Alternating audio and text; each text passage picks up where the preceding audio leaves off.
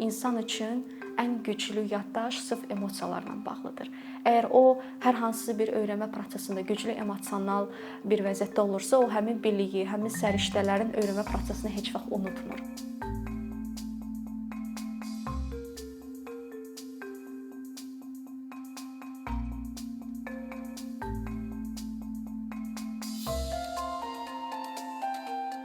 Son illər təlimçilik haqqında hər yerdə danışılır. Həddindən artıq çox təlimçi statusu olan insanlar görürük. Bir çox insanlar hələ indiyənə kimi tam dərk etmirlər. Ümumiyyətlə təlimçilik nədir? Peşəkar təlimçi kimdir? Hansı səriştələrə, bacarıqlara, təhsilə malik olmalıdır? Necə auditoriya ilə işləməlidir? Ona görə də bizim bu buraxılışımız sırf bu suallara cavab vermək məqsədi ilə sizə təqdim olunub. Ümumiyyətlə mən özüm heç vaxt özümü təlimçi kimi görməmişəm. Baxmayaraq ki, çox vaxt insanlar mənə peşəkar təlimçi kimi deyirlər. Mən çox rahat şəkildə deyə bilərəm ki, mən bunun peşəkar təhsilini almamışam. Bir çox Avropa Şurasının və BMT-nin təlimçilər üçün təlim proqramlarına qatılmışam. Amma deyim ki, sırf bu üzrə formal təhsil almışam, xeyr. Çünki çox təəssüf ki, bütün dünyada, eyni zamanda Azərbaycanda sırf təlimçilik üzrə belə bir ixtisaslar yoxdur ki, formal təhsili versin. Təhsil növlərinə biz keçək. 3 təhsil növləri mövcuddur: formal, qeyri-formal və informal. Formal təhsil məktəblərdə, universitetlərdə, kolleclərdə gördüyümüz təhsil növüdür. Harda ki, orada konkret, strukturlaşdırılmış bir kurikulum var. O illərlə dəyişməyə də bilər. Müəllimlər ancaq həmin kurikulum üzərində tələbələrə, şagirdlərə dərs keçirlər. O təhsil sistemi sırf nəticə yönümlü olur. Orada iştirakçıların qavranması, iştirakçıların prosesdən zövq alması, həmin o təhsil prosesinin əyləncəli olması prioritet deyil. Müəllimlər üçün, sistem üçün həmin şagirdin nəticəsi daha önəmlidir. Qeyri-formal təhsil, orada da müəyyən bir struktura malik olan bir kurikulum proqramı var, amma onun əsas fərqi ondan ibarətdir ki, burada təlimçi o sırf iştirakçı yönümlü bir kurikulum yaratmalıdır. Əvvəlcədən auditoriyanı araşdırmalıdır. Onun profilini araşdırandan sonra artıq onun istəklərinə, ehtiyaclarına uyğun proqram dizayn edir, vəzifələr təyin olunandan sonra həmin proqram qurulur və eyni zamanda qeyri-formal təhsili də digər təhsil növlərindən də əsas fərqləndirən cəhətdən ondan ibarətdir ki, bəlkə də əvvəlcədən kurikulum artıq nəzərdə tutulub, amma biz gəlirik auditoriyaya. Auditoriya həmin proqramı bəyənməyə də bilər. Təlimçi onu yerindəcə dəyişdirməlidir. Yəni burada artıq biz iştirakçı yönümlü olmalıdır. İştirakçı anlamasa da belə biz onu 1000 dəfə başa salmalıyıq, anlatmalıyıq və eyni zamanda təlimçi iştirakçılardan da öyrənməyə açıq olmalıdır və öz fikrini yeritməməlidir ki, o iştirakçını narahat etməsin. Yəni əgər formal təhsildə müəllim gəlir öz fikrini yeridirsə, bunun ancaq düzgün bir variant olmasını bir çox vaxtlarda təqdim edirsə, qeyri-formal təhsildə bu qəbul olunmazdır. Yəni təlimçi neytral olmalıdır, bütün fikirlərə açıq olmalıdır və eyni zamanda fasilitator olaraq elə bir təhlükəsiz məkan yaratmalıdır ki, hər bir iştirakçı özünü maksimum rahat hiss etsin.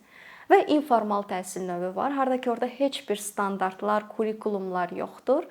Bu bizim gündəlik öyrənmə metodlarımıza aiddir. Biz dostumuzla da söhbət edə bilərik, yeni bir şeylər öyrənə bilərik, filmə baxa bilərik, kitab oxuya bilərik, hər hansı bir yerdən yeni bir məlumat öyrənə bilərik. Yəni informal təhsil çox spontandır, plansızdır və hər zaman insan həyatı boyunca onu əhatə edən bir prosesdir. Ümumiyyətlə, təlimçi nə etməməlidir? Biz bu sualı mütləq cavabı özümüz üçün müəyyənləşdirməliyik. Təlimçi qətiyyən iştirakçıları təhqir etməməlidir. Mən çox eşitmişəm ki, bir çox məşhur təlimçilər fəxrlə söyləyiblər ki, mən bir iştirakçı mənə qarşı bir provokativ sual verib və mən onun auditoriyanın bütün iştirakçıların yanında mən ona çox sərt bir cavab verdim, kobud bir cavab verdim və mən onu yerindəcə otuzdurdum. Bu düzgün bir yanaşma deyil. Təlimçinin mütləq güclü etik dəyərləri olmalıdır. Və o əgər özünü üstün hesab etmək istəyirsə iştirakçıdan, həmin o etik dəyərlərlə onu hər zaman göstərməlidir. Çünki iştirakçıların müxtəlif problemləri ola bilər. Müxtəlif onlar təcrübələr yaşayıblar, müxtəlif hekayələri var. Və biz hər birinə müəyyən bir imkan yaratmalıyıq ki, onlar öz fikirlərini bildirsinlər və biz bir təlimçi olaraq maksimum neytral yanaşmalıyıq. Biz heç bir iştirakçıya deməməliyik ki, sən doğrusan, sən yanlışsan. Biz hər bir fikirlərə hörmətlə yanaşaraq elə bir təhlükəsiz məkan yaratmalıyıq ki, hər bir iştirakçı həqiqətən də utanmasın öz sözünü deməkdə. Və mən hər zaman təlimlər keçərkən sosial sahibkarlıq üzrə, müxtəlif mövzular üzrə hər zaman çalışıram ki, slaydlardan, təqdimatlardan maksimum uzaq durum. Çünki o qədər tələbələr, xüsusən şagirdlər dərslərdə bu slaydları görürlər, nəzəriyyəni çox eşidirlər, çox yorulurlar. Və hər zaman da mənim yanaşmam ondan ibarət olub ki, maksimum iştirakçılar əylənərək öyrənsinlər. Müxtəlif oyunlar salıram, qrup işləri salıram ki, ən azı utanan, öz fikrini bildirməkdə çəkinən şagirdlər və yaxud da tələbələr onlar qrup işlərində öz fikirlərini rahat şəkildə ifadə edə bilsinlər. Və məsələn, inklüzivlik mövzusudur. Proqramda biz onu ora salırıq. Və biz orada konkret qeyd etmirik ki, orada hansı oyunlar və energizerlər olacaq. Çünki hər şey baş verə bilər. Və proqram dizaynında biz ümumiyyətlə birinci bilməliyik ki, bizim vəzifələrimiz nədir ki, biz bu təlimi keçəndə bizim müəyyən bir məqsədimiz, vəzifələrimiz olmalıdır ki, iştirakçıları həmin vəzifələrə çatdıra bilək. Və sırf həmin o vəzifələri təyin edəndən sonra ancaq biz ondan sonra proqramı dizayn etməliyik. Amma çox vaxt təlimçilər bunu bilməyərək onların standart bir proqramı olur və onlar hər auditoriyanı keçirtmək istəyirlər və təbii ki, o qədər də effektiv nəticələr vermir. Və biz həmin o vəzifələri təyin edirik, proqramı dizayn edirik və proqramı da dizayn edəndə biz ancaq orada mövzuları təyin etməliyik.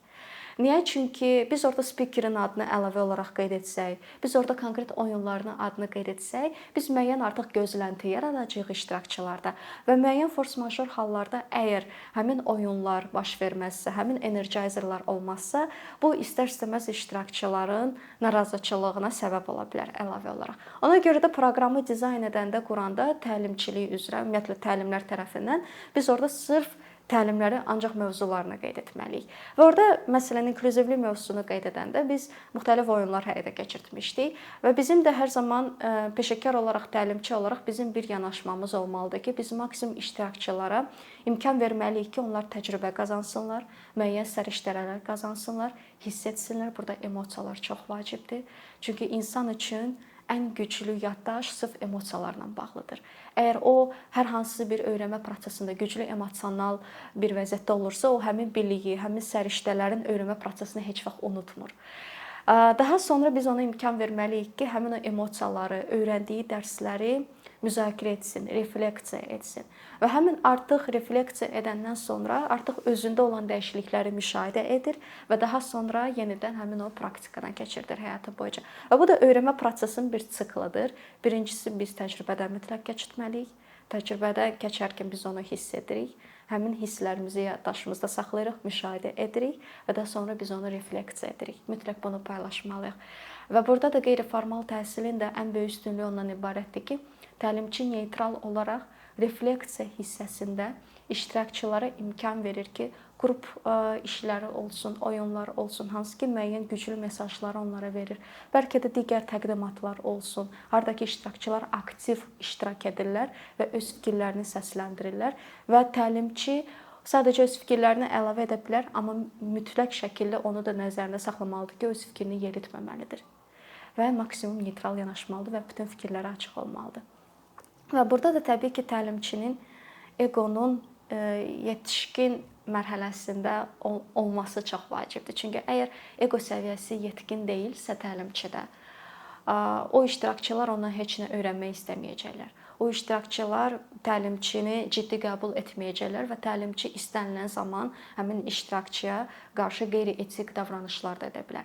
Həmin təlimçi bəlkə ola bilsin ki, öz sahəsi üzrə kifayət qədər güclü təhsilə malikdir, bacarıqları var, təcrübəsi var, amma əgər onun eqo səviyyəsi yetkin deyilsə və o açıq deyilsə müxtəlif insanların fikirləri və əgər o açıq deyilsə müxtəlif insanlardan öyrənmə prosesinə, onda o istədiyi nəticəyə gəlib çıxmayacaq. O sadəcə bir tərəfli bir kommunikasiya olacaq, o sadəcə ötürəcək və o heç bilməyəcək ki, həmin o iştirakçılar həmin məlumatı, istədiyi fikirləri əldə ediblərmi, yoxsa yox. Təlimçilik, xüsusən qeyri-formal təhsildə çox vacibdir ki, bu iki tərəfli bir kommunikasiya prosesi əsasında olsun.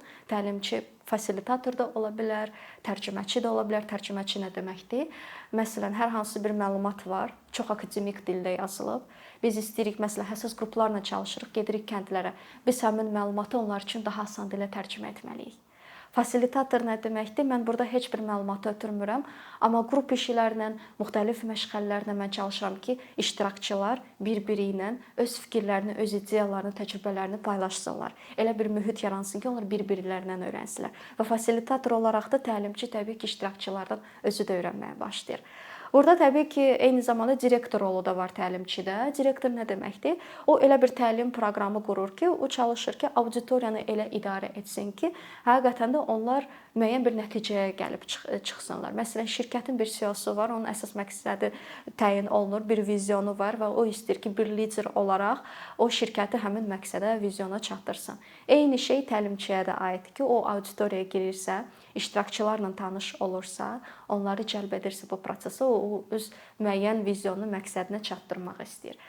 Və təbii ki, biz burada konflikt situasiyaları haqqında danışırıqsa, biz burada hər şeyə açıq olmalıyıq, hər şeyi gözləməliyik iştirakçılardan. Təbii ki, biz onları əvvəlcədən araşdırırıq, amma biz əgər hər hansı bir aqressiv bir davranış görürüksə, konfliktli situasiyalar əgər görürüksə, mütləq biz həmin ancaq insana fokuslamamalıyıq. Çünki o artıq istər-istəməz digər iştirakçılara da öz təsirini göstərə bilər. Ümumiyyətlə təlimçilikdə və qeyri-formal təhsildə biz hər zaman bu sualı özümüzə verməliyik. Bir nəfər daha vacibdirmi, yoxsa qrupun vahid olaraq götürmək? Bunun düzgün cavabı yoxdur. Hər təlimçi üçün bu fərdi bir yanaşmadır, fərdi bir düşüncə tərzidir. Amma hər zaman bir təlimçi olaraq hər hansı bir auditoriyaya girəndə, iştirakçılarla çalışanda biz hər zaman özümüzə bu sual veririk. Əgər hər hansı bir aqressiv bir davranış olarsa, konflikt situasiyası olarsa, biz burada həmin insana mı fokuslanmalıyıq ki, qrup sonra narazı qalsın?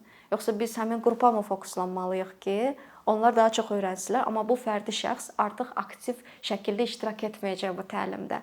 Ona görə də bizim üçün, təlimçilər üçün ən aktiv suallardan biri və vacib məqamlardan biri bu balansı maksimum şəkildə saxlamaqdır. Və ümumiyyətlə iştirakçı növlərinə gəldikdə isə hər bir təlimçi bu iştirakçı tiplərini özü üçün də müəyyən etməlidir ki, daha rahat şəkildə iştirakçılarla çalışa bilsin. Mən nəyə görə auditoriya sözünü o qədər də çox istifadə etmirəm, daha çox iştirakçı istifadə edirəm. Çünki qeyri-formal təhsildə biz auditoriya ilə çalışmırıq.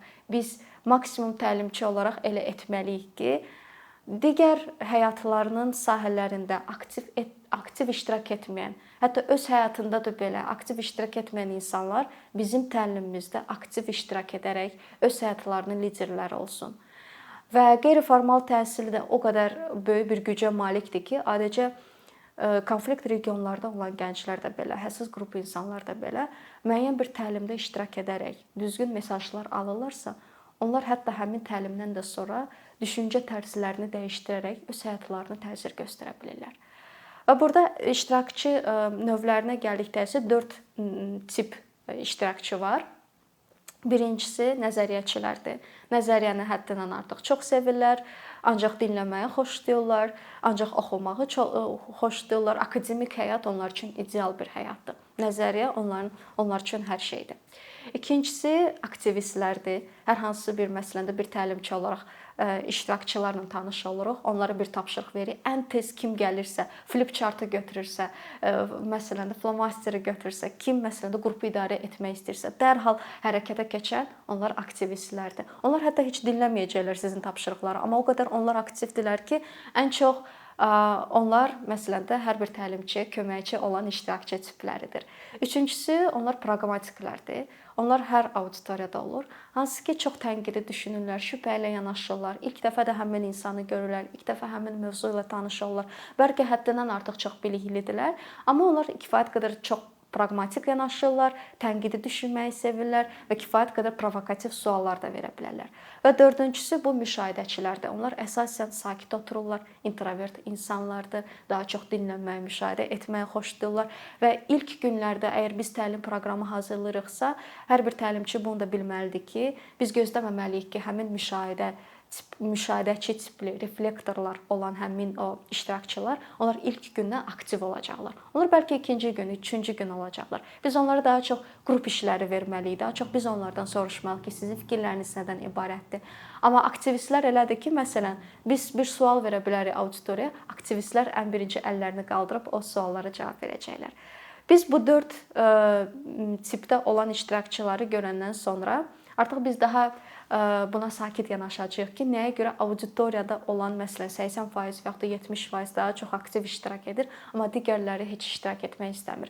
Və təbii ki, burada biz heç vaxt iştirakçıları kəskin bölə bilmərik ki, bu iştirakçı tipi ancaq nəzəriyyəçidir. Hər birimizdə hər 4 tip var. Bəzilərində sadəcə müəyyən tiplər daha yüksək səviyyədədir, faiz olaraq, nisbət olaraq. Ona görə də biz həm məsələn də bir insanda, bir iştirakçıda həm nəzəriyyəçi, həm müşahidəçi də görə bilərik. Yəni biz bunları artıq onlarla kommunikasiyaya girəndən sonra bunların hamısını öyrənirik. Və təbii ki, artıq biz təlimlərdə həmin o vahid öyrənmə prinsipi də çox vacibdir. Vahid öyrənmə prinsipi nə deməkdir? Həm təlimçi özü öyrənir, həm iştirakçı özü öyrənir, həm iştirakçılar bir-birindən daha çox şey öyrənirlər və eyni zamanda biz emosional, psixoloji və bəlkə də bəzi təlimlərdə fizioloji olaraq da kompleksli bir proses olaraq həmin o təlimlərdə iştirak edirik. Yəni bunun da adı vahid öyrənmədir, hansı ki ingilis dilində buna holistic learning deyilir. Yəni təlimçilikdə də bu çox vacib bir nüansdır. Xüsusi məkan olmalıdır. Yəni biz təbii ki, hər məkanda, hər mövzuda, hər iştirakçı üçün, hər auditoriya üçün təlim keçə bilmərik. Elə mövzular var ki, məsələn, inklüzivli mövzular, onlar üçün xüsusi məkanlar olmalıdır ki, məsələn, əlilliyi olan şəxslər orada rahat şəkildə özlərini hiss edə bilsinlər. Və energizerlarda, qrup oyunlarında da biz elə düşünməliyik ki, hər bir iştirakçı özünü həqiqətən də rahat hiss etsin. Çünki xüsusən də inklüzivli mövzusunda olan oyunlar, onlar elə düşünülür, elə araşdırılır ki, xüsusən əlilliyi olan şəxslər, məsələn, və yaxud da digər kateqoriyadan olan insanlar, onlar da aktiv şəkildə iştirak edə bilsinlər. Onlar kənarda qalmasın, onlar özlərini narahat hiss etməsin. Həmin o proqram artıq qurulandan sonra biz maksimum çalışmalıyıq ki, artıq iştirakçıların fikirlərini öyrənək.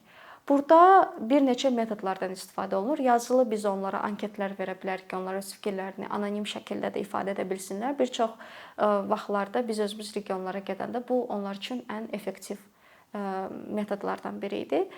İkincisi isə bu şifahi refleksiyadır. Harda ki günün sonunda, təlimin sonunda biz bir-bir həmin iştirakçılardan soruşuruq ki, siz nə hiss etmisiniz? Bizim üçün bu çox vacibdir. Sizin yadınızda nə qalıb? Nəyi daha çox öyrənmək istəyirsiniz? Pozitiv, neqativ məqamları açıq şəkildə qeyd edə bilərsiniz. Və yaxud da biz flipchartda hər hansı bir gözəl bir şəkil çəkə bilərik, rəsm çəkə bilərik ki, onlar müəyyən bir şkala üzərində öz fikirlərini orada söyləsinlər, ya nöqtələrlə, ya digər simvollarla ki, məsələn, danışmaq istəməsələr də belə bir şəkildə incəsənəti də istifadə edərək onlar öz fikirlərini səsləndirə bilsinlər. Təlimçi özü də öyrənməyə meylli olmalıdır. Təlimçi özü də öyrənməyi bacarmalıdır ki, öyrədə bilsin, paylaşa bilsin. O qədər elə özlərini təlimçi adlandıran insanlar var ki, hansı ki, eyni fikirləri, eyni məzmunu illərlə fərqli auditoriyaya keçirdirlər. Və hər zaman da mən özümə sual vermişəm. Görürsən, həmin təlimçilər özləri bezməyiblərmi eyni məzmunu paylaşmağa? Çünki şəxsi təcrübəmdən mən sadəcə sizə deyim ki, bir məlumat çox tez köhnəlir. 5 il əvvəl adicə mənim auditoriyalarda danışdığım məlumat artıq indiki zamanda aktual deyil. Çünki çox tez dəyişir hər şey. Ayrıca sosial sahibkarlıq mövzusu özü hər il inkişaf edən və dəyişən bir sahədir. Və təbii ki, hər zaman məqalələr oxuyuram, kitablar oxuyuram, fərqli təlimlərə gedirəm və hər zaman da təlimlərə gedəndə gedirəm orada fasilitatorların və təlimçilərin yanaşmalarını öyrənirəm. Və ən çox da öyrəndiyim sırf həmin təlimlərdə olan məqam məzmun deyil. Networking də çox vacibdir. Amma sırf həmin təlimçinin təlim keçərkən öyrənmə prosesində olan yanaşmasıdır. Məsələn, acı stulu necə qoyur ki, o orada əyləşsin və auditoriya ilə danışsın, iştirakçılarla danışsın. Mən elə kiçik detalları fikir verərkən özümdə qeyd edirəm ki, artıq keçən xarici təlimlərdən sonra artıq o təcrübəni Azərbaycana gətirim.